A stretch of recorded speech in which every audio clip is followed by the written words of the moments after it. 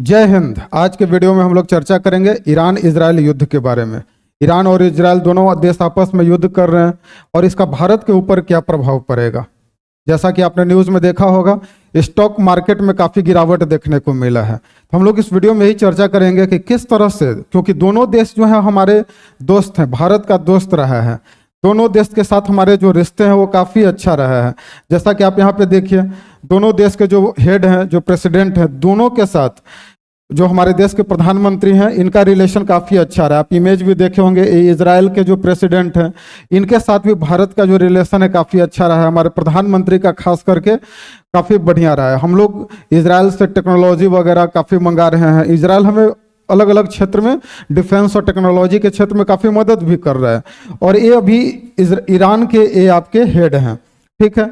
ये दोनों कंट्री के साथ, क्योंकि देखिए ईरान के साथ अगर हम देखा जाए तो ईरान के जो अभी प्रेसिडेंट थे, कुछ दिन पहले ईरान के जो प्रेसिडेंट थे उनका हेलीकॉप्टर क्रैश में डेथ हो गया था।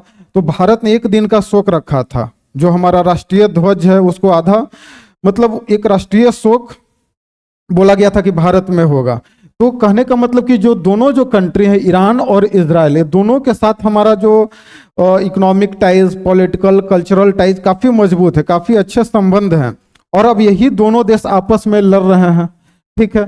अभी जैसा कि आपने देखा होगा कि किस तरह से इजराइल के द्वारा जो लेबनान का हिजबुल्लाह है, गाजा, हमास और हुती, ये तीनों जो आतंकवादी संगठन है उनके ऊपर अटैक किया गया था, ठीक है। जवाबी कार्रवाई में ईरान के तरफ से भी बैलिस्टिक मिसाइल दागा गया इजराइल के ऊपर। तो ये सब काफ़ी टेंशन भरा माहौल है। इसी बीच आपने देखा होगा कि जो ईरान में आपका इंडियन नेवी भी पहुंच गया है। जो बंदर अब्बास एयरपोर्ट है, पोर्ट है, सी पोर्ट, वहाँ पे इंडियन नेवी का जो 3 जो जहाज है, युद्ध जो पोत है, वो वहाँ पे पहुंचा है। तो ये सब क्या संकेत है, क्या इसका भारत के ऊपर क्या प्रभाव पड़ेगा, आर्थिक स्थिति हमारा कैसे कमजोर होगा, तो वो हम लोग देखेंगे। जैसा कि देखिए यहाँ पे, जैसा कि देखिए, सबसे पहले हम लोग चर्चा करेंगे यहाँ पे कि भारत का जो सप्लाई है, क्योंकि हम लोग बहुत सारे मात्रा में जो क्रूड ऑयल है और नेचुरल गैस ये इंपोर्ट करते हैं। हम लोग ईरान के ऊपर काफ़ी ज़्यादा नेचुरल गैस और जो आपका क्रूड ऑयल है, इसके लिए हम लोग डिपेंडेंट रहते हैं। तो जैसे कि हमारा जो ट्रांसपोर्टेशन जो है ये प्रभावित होगा। इसमें हम लोग 2 चीज़ों के बारे में चर्चा करेंगे। जो सबसे पहला है आपका, जैसा कि यहाँ पे देख रहे हैं, नॉर्थ साउथ ट्रांसपोर्ट कॉरिडोर। ये जो हाल ही में इसके ऊपर अभी एग्रीमेंट हुआ है, इसका पूरा नाम है INSTC, international north south transport corridor. अब ये कॉरिडोर से हमारा जो ट्रांसपोर्टेशन सिस्टम था रसिया से होते हुए मुंबई तक, ये हमारा बेहतर होता। लेकिन इस युद्ध के कारण ये जो रास्ता है, जो कॉरिडोर जो है जिस पे काम चल रहा है, ये प्रभावित होगा। जैसा कि आप मैप में यहाँ पे देख सकते हैं कि ये इंडिया का यहाँ पे मैप है, ठीक है। अब इंडिया में ये वाला जो पॉइंट है मुंबई जो पोर्ट है हमारा। अब मुंबई पोर्ट से देखिए किस तरह से जो रेड लाइन जो आपका जा रहा है, ये ईरान होते हुए आपका आज़रबाईजान जा रहा है, फिर यहाँ से रसिया होते हुए रसिया को जा रहा है। तो ये जो कनेक्टिविटी था, ये जो रसिया जो है, सेंट पीटर्सबर्ग, मॉस्को, ये सब इलाका, और ये जो आपका जो सेंट्रल एशियन जो कंट्री है, और यहाँ से हमारा ये जो पोर्ट है, तो इसे एक बहुत बड़ा कनेक्टिविटी था, ठीक है। तो ये ज़्यादा प्रभावित होगा, ठीक है।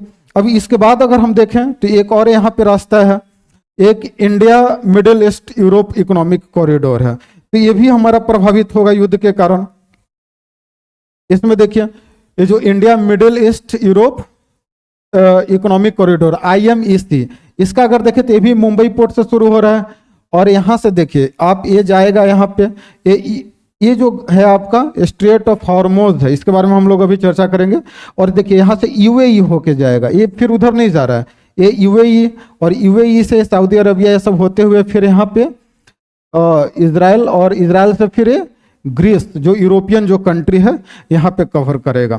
तो इस तरह से हमारे ये जो दोनों जो पोर्ट है IMEC और INSTC, ये दोनों इस युद्ध के कारण प्रभावित होगा। क्योंकि ये जो मेन है आपका, ये जो स्ट्रेट ऑफ हॉर्मोज, यही जो आपका जो इलाका है, ये जो देख रहे हैं स्ट्रेट ऑफ हॉर्मोज, ये जो इलाका जहाँ पे हम पॉइंट आउट कर रहे हैं, इसी रास्ते से हमारा सारा शिप का जो ट्रांसपोर्टेशन है होता है। यहीं से हम लोग इधर से यूएई से आपका गैस का आपका ट्रांसपोर्टेशन होता है। ईरान जो है यहाँ से हमारा जो भी मतलब ऑयल जो इंपोर्ट करते हैं, ये सब इसी रास्ते से करते हैं। तो ये जो दोनों जो कॉरिडोर जो हमारा है, ये दोनों आपका इसमें डिले हो गए। जो प्रोजेक्ट पे भी काम चल रहा है इसमें काफ़ी फिर डिले हो जाएगा, प्रभावित होगा हमारा। और सबसे मेन कि इस रास्ते से ही देखिए, अब ईरान है, अगर युद्ध अगर होता है, इजराइल अगर अटैक करता है, तो इसके कारण क्या होगा कि हमारा जो क्रूड ऑयल का जो इंपोर्ट है ये प्रभावित होगा। और उसके कारण क्या होगा कि क्रूड ऑयल हम लोग सबसे ज़्यादा ईरान से ही मंगाते हैं, अब वो प्रभावित होगा, जिसके कारण हमारा सप्लाई क्रूड ऑयल का कम होगा। अब इसके कारण भारत में महंगाई बढ़ेगा। भारत में बहुत सारा क्रूड ऑयल के कारण जो क्रूड ऑयल पे डिपेंडेंट जो इंडस्ट्रीज है वो प्रभावित होगा और इन्फ्लेशन बढ़ेगा। तो हम लोग काफ़ी ज़्यादा इससे प्रभावित होंगे आपका। जैसा कि यहाँ पे देखिए, यहाँ पे अब हम लोग देखेंगे कि किस तरह से ये हमारे दोनों जगहों पे, ईरान में भी और ये इजराइल है, यहाँ पे ये दोनों जगह पे भारत का जो बहुत सारा ऐसा कंपनी है जिसका इन्वेस्टमेंट है। सबसे पहले अगर आप देखिए तो ईरान में, जैसे ईरान का अगर आप मैप देख रहे हैं यहाँ पे, देखिए ये ईरान है आपका यहाँ पे। अब ईरान में सबसे पहले यहाँ पे देखिए एक चाबहार पोर्ट है, ठीक है। ये चाबहार जो पोर्ट है यहाँ पे है आपका, ठीक है। अब ये चाबहार पोर्ट है जो कांडला, ये जो है गुजरात से आपका, मुंबई भी यहाँ पे है। तो कहने का मतलब कि चाबहार पोर्ट में हम लोगों ने काफ़ी ज़्यादा इन्वेस्टमेंट किया। अभी हाल फिलहाल में ईरान से जो डील हुआ है चाबहार पोर्ट के लिए, तो जिसमें उसके 2 टर्मिनल को हम लोग और उसमें इन्वेस्टमेंट करेंगे, तो हमारा मिलियन ऑफ डॉलर्स जो है ये चाबहार पोर्ट में हमारा आपका लगा हुआ है। अब इससे देखिए, इससे हमारा कनेक्टिविटी होता है, क्योंकि देखिए पाकिस्तान से हम लोगों को कोई लेना देना नहीं रहता है। ये पाकिस्तान में यहाँ पे ग्वादर पोर्ट है, ठीक है। अभी ये चाबहार पोर्ट से हम लोग देखिए ईरान के होते हुए इधर जो अफगानिस्तान जा सकते हैं, फिर ऊपर में जो सेंट्रल एशियन कंट्री है उससे हमारा कनेक्टिविटी रहता है। तो चाबहार पोर्ट हमारे लिए काफ़ी इंपॉर्टेंट है। अब आप सोचिए कि यहाँ पे अगर युद्ध अगर होता है तो चाबहार पोर्ट में जो भी इन्वेस्टमेंट है ये सब हमारा चौपट हो जाएगा, ठीक है। तो जो भी हमारा ये जो ट्रेड जो होता है चाबहार पोर्ट से जो लिंक है सेंट्रल एशियन कंट्री से, वो सब हमारा खत्म हो जाएगा और एक बहुत बड़ा इन्वेस्टमेंट है तो वो बेकार चला जाएगा। तो इसीलिए अभी देखा होगा आपने, न्यूज आया था कि यहाँ से हमारे 3 जो जहाज हैं वो बंदर अब्बास पोर्ट है वहाँ पे गया था, युद्धपोत जो INS जो है ये सब यहाँ पे गया था, ये सब प्रोटेक्शन के लिए। और अगर इजराइल में अगर हम लोग देखें, ठीक है, तो इजराइल में यहाँ पे आप देख रहे हैं हाइफा जो पोर्ट है, हाइफा पोर्ट जो है यहाँ पे भी जो अडानी जो हैं उनका काफ़ी ज़्यादा इन्वेस्टमेंट यहाँ पे है हाइफा पोर्ट में। तो कहने का मतलब कि दोनों कंट्री में इंडिया और इंडियन गवर्नमेंट का और इंडियन जो कंपनी है उनका इन्वेस्टमेंट है। और युद्ध से वो दोनों देश का तो नुकसान होगा ही होगा, साथ ही आर्थिक स्थिति जो हमारे देश का है वो प्रभावित होगा। जैसा कि यहाँ पे आप देखिए, फिर ये जो हम अभी चर्चा कर रहे थे स्ट्रेट ऑफ हॉर्मुज, ये सबसे इंपॉर्टेंट यही आपका है। ये जो स्ट्रेट ऑफ हॉर्मुज है, मतलब ये जो रास्ता जो है जो अभी हम यहाँ पे क्रॉस करके जो बता रहे थे कि देखिए इधर से जो ट्रांसपोर्टेशन हो रहा है और इधर से ये जो आ रहा है, ये जो स्ट्रेट ऑफ हॉर्मुज है ये वाला लाइन देखिए, ये जो स्ट्रेट ऑफ हॉर्मुज यही है कि किस तरह से कनेक्टिविटी है। अब ये सबसे ज्यादा प्रभावित होगा क्योंकि आप देखिए ऊपर में ईरान है यहाँ पे, फिर इधर यूनाइटेड अरब अमीरात हो गया, इधर ओमान है, और इसी रास्ते से दुनिया का या भारत का अगर हम बात करें तो सबसे ज़्यादा जो इंपोर्ट होता है खास करके जो ऑयल और नेचुरल गैस का इसी रास्ते से होता है। तो ये हमारा रुकावट पैदा होगा तो प्रभावित होगा, तो इससे हमारे यहाँ इन्फ्लेशन बढ़ेगा, क्रूड ऑयल का कमी होगा, नेचुरल गैस का कमी होगा, दोनों के प्राइसेज बढ़ेंगे, प्राइसेज बढ़ने से महंगाई आएगा, तो हमारा ये सब समस्या होगा। फिर आगे देखिए इसमें, अब जैसा कि देखिए दोनों लोगों को आप पहचान रहे होंगे, एक है यहाँ पे गौतम अडानी और एक है ये रतन टाटा। अभी हम क्यों इन दोनों का पिक्चर बता रहे हैं, क्योंकि युद्ध के कारण भारत सरकार तो प्रभावित होगा ही, हमारा अर्थव्यवस्था, इन दोनों लोगों को काफी ज्यादा समस्या होगा। कैसे होगा, क्योंकि भारत के ऐसे शेयर मार्केट में जैसा कि हमने बताया कभी शेयर मार्केट में गिरावट देखने को मिला है। ये क्यों, ये जो वार चल रहा है ईरान इजराइल का, इसके कारण। अब क्यों ऐसा है, तो शेयर मार्केट में अगर आप देखेंगे जो टॉप 10 जो कंपनियां हैं, भारत की जो टॉप 10 जो कंपनी है उसका इन्वेस्टमेंट है इजराइल में। अब इजराइल से युद्ध होगा तो ऑब्वियस सी बात है प्रभावित होंगे हम लोग। तो जैसा कि देखिए एक गौतम अडानी और इजराइल। जैसा कि यहाँ पे एक देखिए न्यूज क्लिप है आपका, टाटा से अडानी तक ईरान इजराइल में बड़ी जंग, तो इन 10 भारतीय कंपनियों को होगा तगड़ा नुकसान।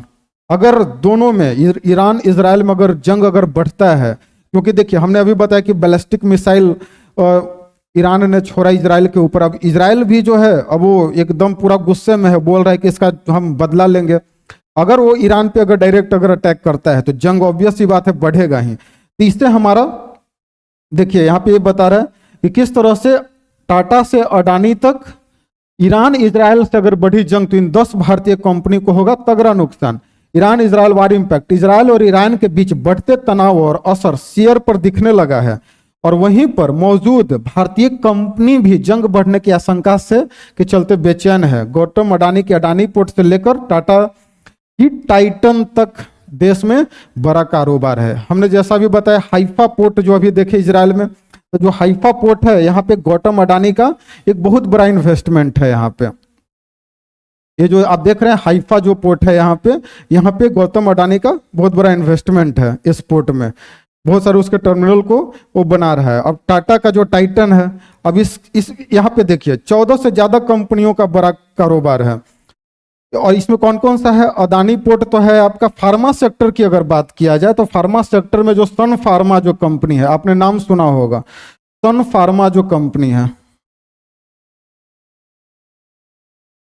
सन फार्मा फार्मास्यूटिकल्स कंपनी है, ये प्रभावित होगा। ज्वेलरी सेक्टर में अगर बात करें तो कल्याण ज्वेलर्स का आपने नाम सुना होगा, जिसका अमिताभ बच्चन ऐड करते हैं, तो कल्याण ज्वेलर्स। फिर टाटा ग्रुप की टाइटन है, ये सब बड़े नाम हैं इस टाटा का। और अगर टाइटन के अलावा टीसीएस हो गया, विप्रो से लेकर टेक महिंद्रा तक का इजराइल में काफी बड़ा कारोबार आपका फैला हुआ है। और सोचिए ये सारे कंपनी प्रभावित होंगे, इनके शेयर डाउन होंगे। अगर इसमें अगर आप देखिए यहाँ पे तो जो प्रमुख कंपनी है अदानी पोर्ट्स, अदानी पोर्ट्स का आप देखिए यहाँ पे अदानी पोर्ट्स जो है, जिनके पास इजराइल के सबसे व्यस्त बंदरगाहों में से एक हाइफा पोर्ट में एक बड़ी हिस्सेदारी है। अब बढ़ते संघर्ष के बीच गुरुवार को अदानी पोर्ट्स के शेयरों में करीब 3% की गिरावट आई थी। अब देख रहे हैं जो भी ये कंपनी है, अगर जंग होता है तो ये कंपनी प्रभावित होगी, उनके शेयर क्या होंगे? डाउन होंगे। फिर इसके अलावा देखिए जो इजरायली जो टारो फार्मास्यूटिकल्स है, इसमें सबसे बड़ा स्टॉक होल्डर्स कौन है? सन फार्मास्यूटिकल्स का नाम आपने अभी देखा। फिर डॉक्टर रेड्डीज है, लुपियंस है, ये सब अलग अलग बहुत सा। ज्वेलरी में देखिए, ज्वेलरी में आपका कल्याण ज्वेलर्स का नाम जैसा कि हमने बताया। आईटी सेक्टर जो है इसमें टीसीएस हो गया, टाटा कंसल्टेंसी सर्विस, टाइटन हो गया। फिर महिंद्रा जो कंपनी है, कल्याण ज्वेलर्स, इन सारे कंपनियों का वहां पे इन्वेस्टमेंट है। फिर बैंकिंग सेक्टर में अगर देखिए माइनिंग तक हलचल, बैंकिंग से लेकर माइनिंग तक हलचल।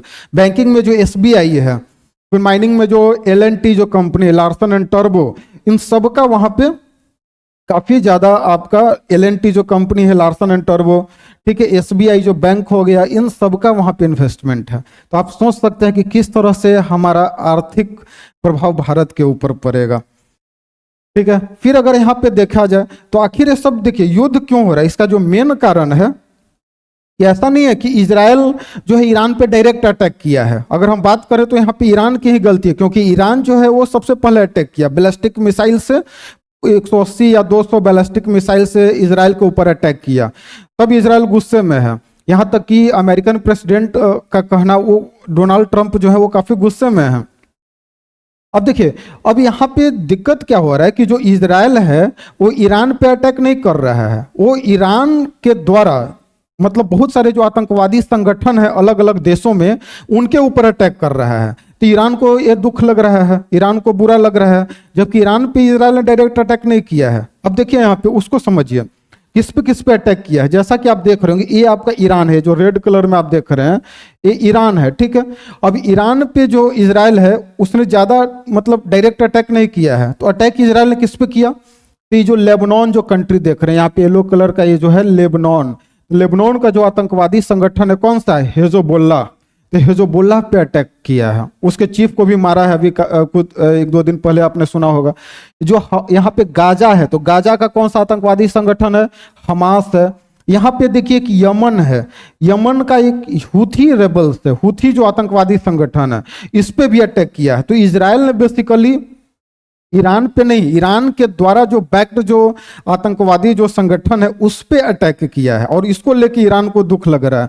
ठीक है। कौन कौन सा? लेबनान जो कंट्री है, ठीक है, ये हिजबुल्लाह हो गया। गाजा जो एक एरिया है, गाजा पट्टी, उसका जो हमास हो गया।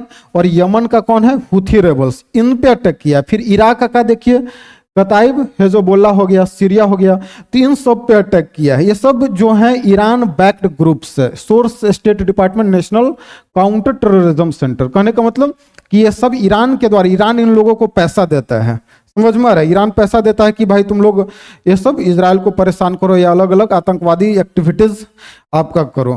तो इस तरह से आप समझ गए होंगे कि ये सब ईरान के द्वारा बैक्ड टेररिस्ट ग्रुप्स हैं और इनके ऊपर इजराइल का अटैक हुआ है। क्योंकि अभी कुछ दिन पहले आपने देखा होगा, जब मोदी जी और इजराइल के जो प्रेसिडेंट मिले थे, तो उन्होंने कहा था, ट्वीट किया था कि हमारे पास मतलब आतंकवादी संगठन के लिए कोई स्पेस नहीं है, there is no space for terrorism. अब यहाँ पे देखिए, यहाँ पे अब इससे काफी गुस्सा में आ गया है इजराइल, जो है काफी गुस्सा में है। और इजराइल के अलावा जो अभी पहले के जो प्रेसिडेंट थे डोनाल्ड ट्रंप, उन्होंने साफ बोला है कि इजराइल को डायरेक्ट ईरान के मिलिट्री बेस पे और जो न्यूक्लियर बेस है उस पे अटैक करना है। क्योंकि देख, आप जानते होंगे, क्योंकि जो ईरान के ऊपर बहुत सारा यूएसए के द्वारा सैंक्शन लगाया गया था, क्योंकि वो न्यूक्लियर कुछ वेपन्स वगैरह बना रहा था, तो उसको लेके काफी ज्यादा सैंक्शन अमेरिका ने लगाया था ईरान के ऊपर। लेकिन उसके बावजूद भी भारत ने मदद किया था। तो इसी को लेके ये जो आप देख रहे हैं कि अलग अलग, जैसे तेहरान है, फोर्डो है, नातना, ये सब अलग अलग जगह है।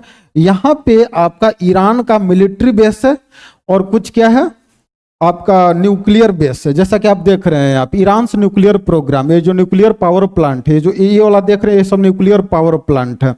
फिर आप यहाँ पे प्लांट अंडर कंस्ट्रक्शन है, रिसर्च रिएक्टर है, ये सब रिएक्टर वगैरह है यहाँ पे। फिर यूरेनियम एनरिचमेंट प्लांट, ये जो रेड कलर में देख रहे हैं, ये सब क्या है, रिएक्टर प्लांट है आपका, यूरेनियम रिच प्लांट है। येलो केक से यूरेनियम माइंस है यहाँ पे, आप जो ये वाला एरिया देख रहे हैं सब यूरेनियम माइंस है। तो कहने का मतलब कि अभी जो अमेरिका के जो डोनाल्ड ट्रंप है, वो साफ उन्होंने कहा है कि इजराइल को अब इसका बदला लेना है और इजराइल को डायरेक्ट हिट करना चाहिए। कहाँ पे? इन सारे जगहों पे जो मिलिट्री बेस हैं और कौन सा, जो न्यूक्लियर बेस है। क्योंकि ईरान हमेशा ये डरा रहा है कि हम न्यूक्लियर अटैक कर सकते हैं, तो उन पे अटैक करना चाहिए। तो आई होप आपको ये समझ में आ रहा होगा कि किस तरह से युद्ध चल रहा है, भारत के ऊपर क्या इसका प्रभाव पड़ेगा। हालांकि अब इंडिया बीच में फंसा हुआ है, इंडिया दोनों को बैलेंस करने का कोशिश कर रहा है। जो ईरान के जो एम्बेसडर हैं, अभी कल ही एक इंटरव्यू में उन्होंने कहा है कि इंडिया मस्ट कन्विंस इजराइल, मतलब इजराइल को कन्विंस करना चाहिए इंडिया को। क्योंकि वो देख रहे हैं, क्योंकि रशिया और यूक्रेन का भी जो युद्ध चल रहा था, उसमें बीच में मोदी जी जो गए थे, यूक्रेन भी गए और रशिया में भी गए, दोनों को आपस में समझाकर मैनेज करने का प्रयास कर रहे हैं। उसी तरह से ईरान अब जान रहा है, क्योंकि ईरान के पास कितना भी है सब न्यूक्लियर बेस है, लेकिन वो उतना ज़्यादा साइंस और टेक्नोलॉजी के मामले में डेवलप नहीं है जितना कि इजराइल है। इजराइल जो है, एक तो कि अमेरिका उसको सपोर्ट कर रहा है, दूसरा इजराइल काफ़ी ज़्यादा अपना पैसा खर्च करता है एजुकेशन और टेक्नोलॉजी के ऊपर, रिसर्च एंड डेवलपमेंट के ऊपर, R&D के ऊपर बहुत पैसा खर्च करता है। इसी के कारण वो टेक्नोलॉजी में काफ़ी ज़्यादा डेवलप है। और ईरान का एजुकेशन सिस्टम एकदम चौपट है, इसका कुछ एजुकेशन सिस्टम नहीं है, कोई रिसर्च एंड डेवलपमेंट नहीं है। इजराइल अपने यहाँ जो रिसर्च एंड डेवलपमेंट में काफ़ी ज़्यादा पैसा इन्वेस्ट करता है, काफ़ी ज़्यादा वहाँ के लोगों को पैसा देता है, तो काफ़ी बहुत डेवलप कर चुका है। तो ईरान को पता है कि इजराइल के सामने वो टिक नहीं पाएगा, इसीलिए वो चाह रहा है कि भारत इसमें इंटरफेयर करे, और भारत को इंटरफेयर करना पड़ेगा। अगर भारत इंटरफेयर नहीं करेगा तो जैसा कि हमने देखा है, भारत को बहुत सारा नुकसान होगा, आर्थिक नुकसान सबसे ज़्यादा होगा। तो और इन सब का जो जड़ है ईरान का, ये जो एक व्यक्ति है, ये जो खेमनी जो है, सबसे पहले आई होप इसका सॉल्यूशन एक ही है, क्योंकि वो लोग मेन इसी को चाह रहे हैं हटाना। क्योंकि ये जो सत्ता में है, जो पावर में है, इसको चाह रहे हैं कि किसी भी तरीके से सत्ता से हटा दिया जाए। तो वहाँ के लोगों को चाहिए कि किस तरह से बस ये व्यक्ति अगर हट जाएगा तो ऑब्वियस सी बात है, वार रुक सकता है, युद्ध रुक सकता है। इसके लिए प्रयास करना है। तो आई होप आपको ये वीडियो अच्छा लगा होगा। बहुत बहुत धन्यवाद।